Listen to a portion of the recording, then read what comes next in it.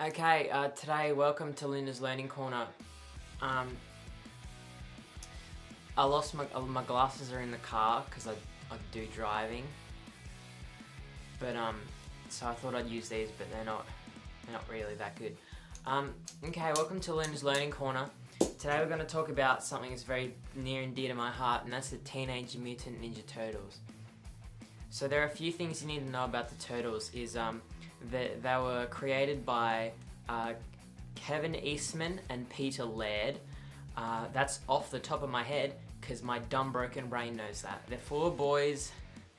They were in a comic because they were like, whoa dude, what if we made a cool thing where we just pretended to make things real serious, but we just had turtle boys. So there are four turtles. You got Leonardo, Donatello, Raphael and Michelangelo. If you can't name all four of those turtles, you gotta get out of my life.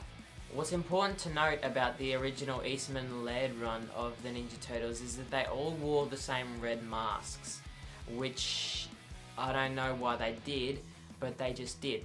And later when they came onto television and they were getting a TV show, the producers decided that they'd give them colourful bandanas and cool name belts so the kids could understand them better and they could sell more toys instead of just having kids buying the same four toys. So we've got Donatello, he's a purple boy, Raphael, Michelangelo, and Leonardo. There you go, Leo.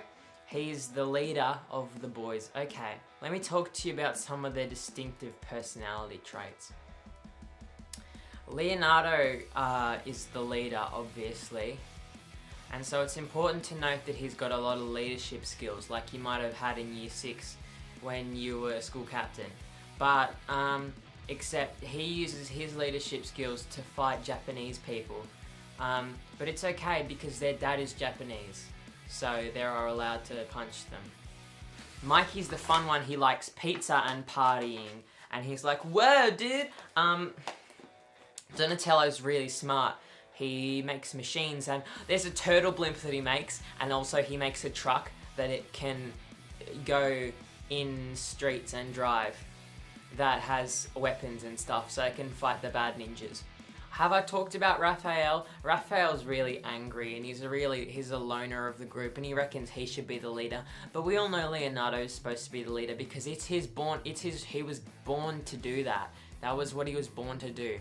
Anyway, so that's important. Raphael's really angry. He gets in fights a lot. He does his own thing. That's what he likes to do.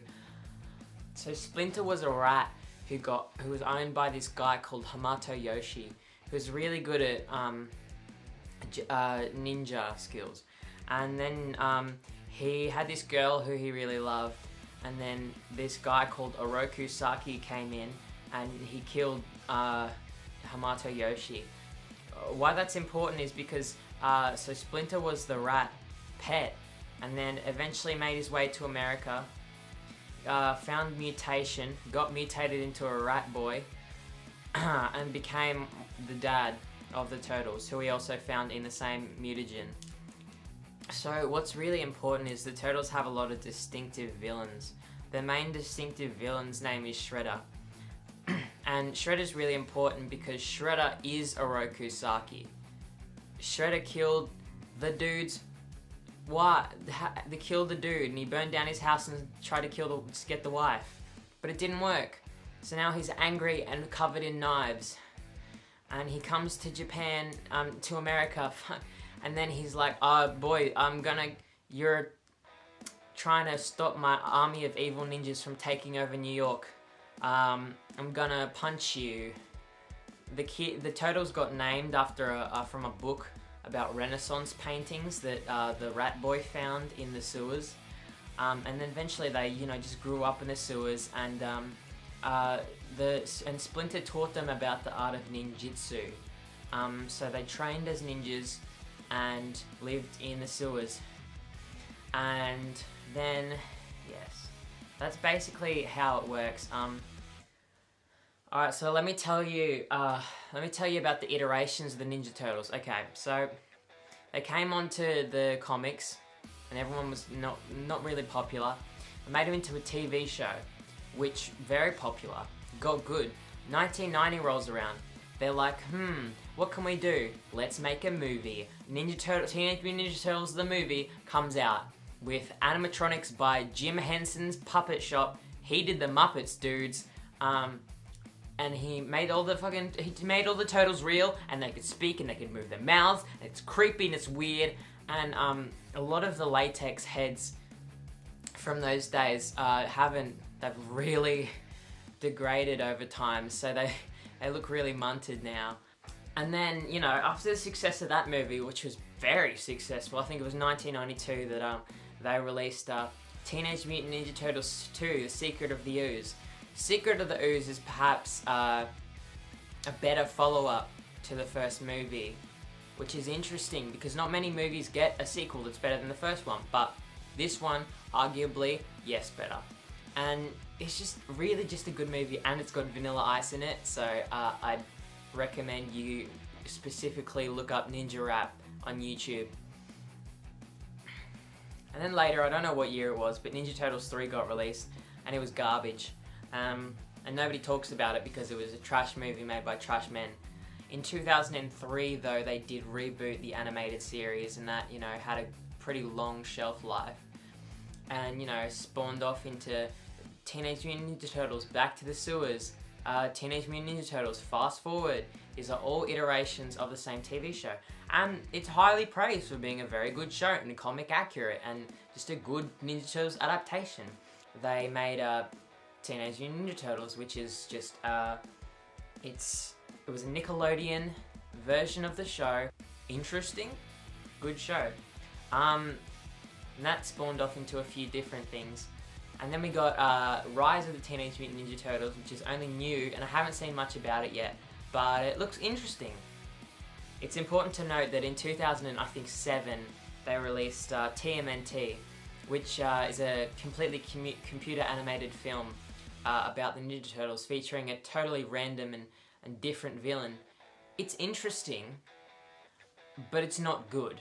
And then after that, in 2014, I believe, they wanted to reboot the Ninja Turtles, so they created just a new live-action movie of the Turtles, which was weird and not great. But then they made a sequel, Out of the Shadows. Decent movie. Let's just for a second talk about the Turtles' companions. Okay, so we got April O'Neil. She's a reporter. She's diligent, she's smart, she's intelligent. She works hard. It's important that she's a strong female lead character, and she helps the Turtles get where they need to go. She's their above ground. She's their eyes on the prize in the field. When they can't look around because they're in the sewers, she looks around and is like, hey Ninja Turtles, something's going on. And then we got Casey Jones, who's a cool dude, and he wears sports gear and he beats up criminals in the night.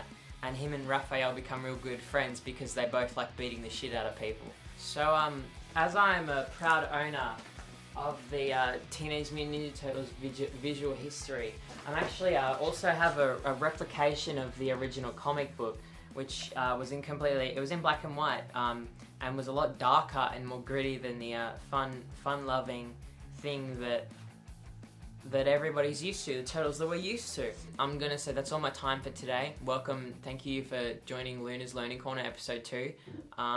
Next time, probably gonna talk about Power Rangers because I'm real passionate about that. Bye-bye.